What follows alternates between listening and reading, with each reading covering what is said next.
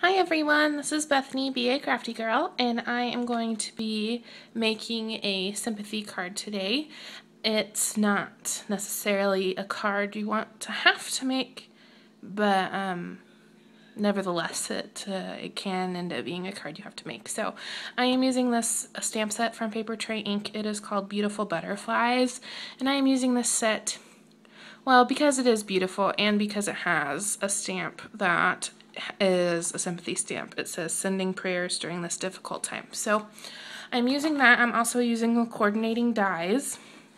The paper that I am using is from the W Mom Songbird collection, and it is put out by Creative Imaginations. So I'm going to go on ahead and get started. I have all my pieces already cut out and stamped and ready to go in hopes to make this a quicker video. So I'm going to do the outside first. This is one of the pattern papers from the collection. So is this with the script, and I just stamped some of the little butterflies from the collection with some Memento ink, and I'm going to adhere this down with my tape runner.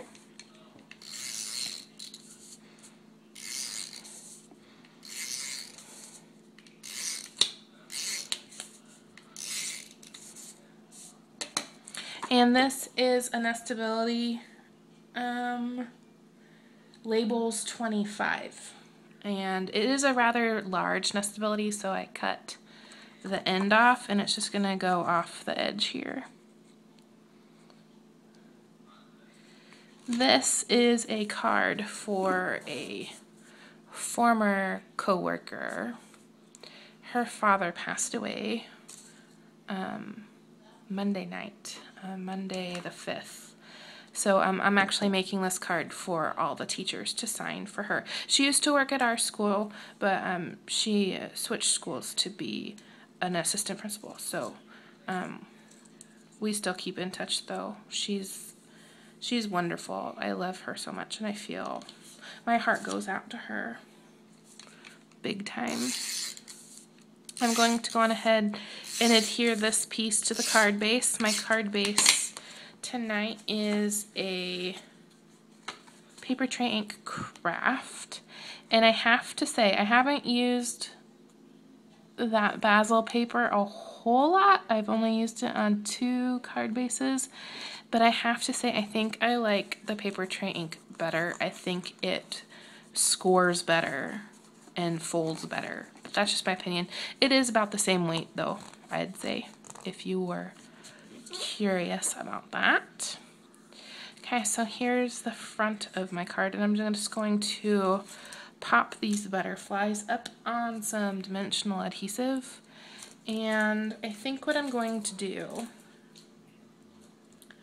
is I'm going to flat adhere the bodies, and then I'm going to actually use the dimensional adhesive kind of on the wings a little bit.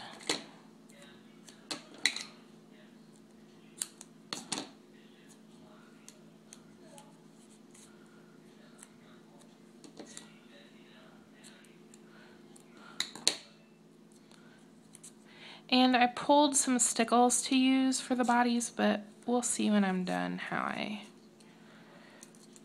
feel about that.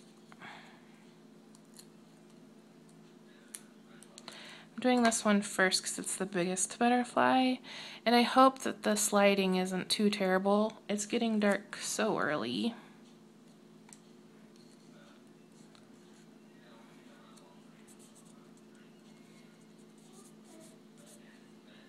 Yeah, that's pretty cool. And then I have this one and this one.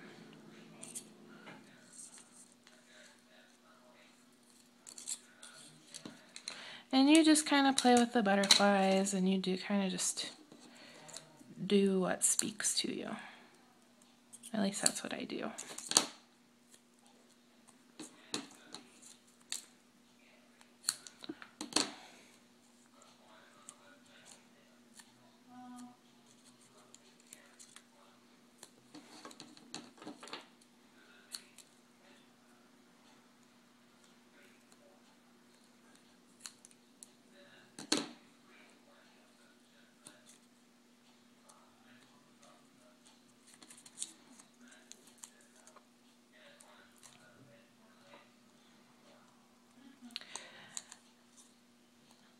Alright. And I think I'm going to do this one kind of going the other way.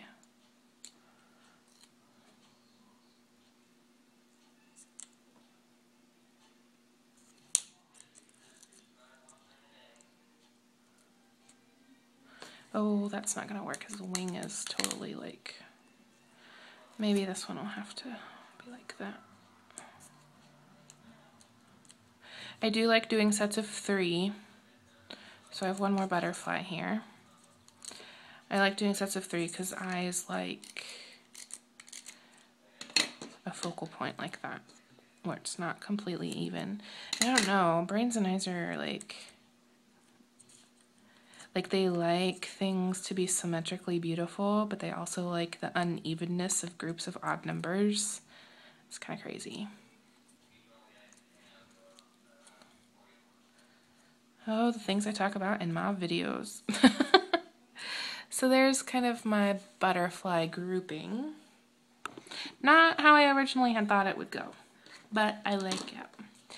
So there's that, and then I have this fancy framed tags 2, and this is where my sentiment is gonna go.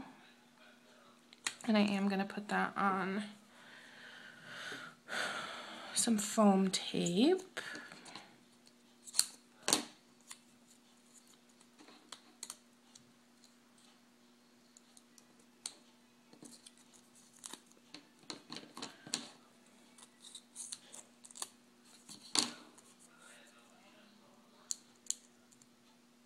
I really like these fancy framed tags 2 spellbinders. They are like so fun.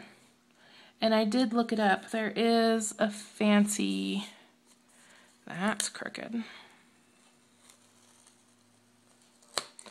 There is a fancy frames 1, tags 1, but they're like bigger for bigger sentiments. So I might have to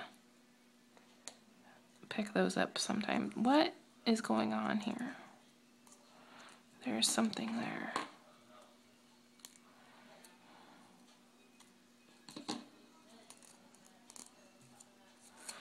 Okay, I don't know what that was, but it was, I don't know.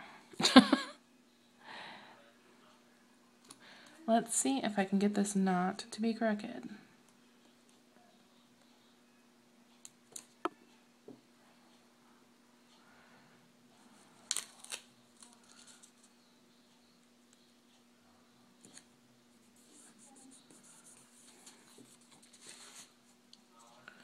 And then I have my sentiments stamped on another piece of pattern paper from the collection. I think I'll pop that up as well, just because I can.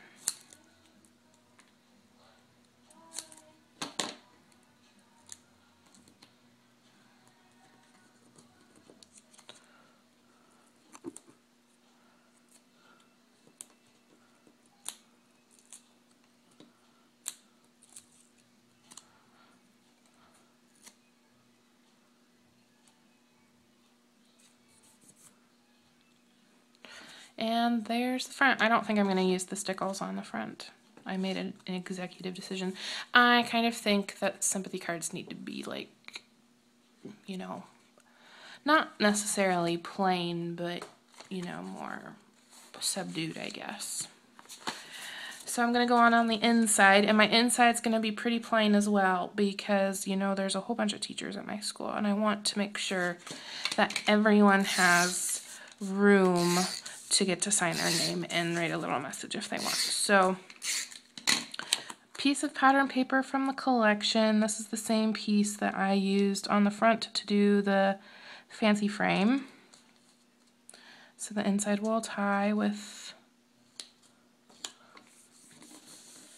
the outside, and then this is the same piece of paper that I used to do the little stamped spot that I did for the outside of the frame.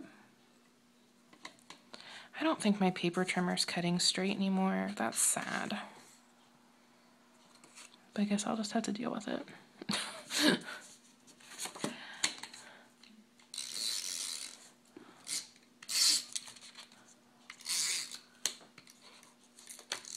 I might write love my school's name, but I'll also let other people put their signature in too. So this is going to be it for the inside right here. Just this piece of paper to let people sign.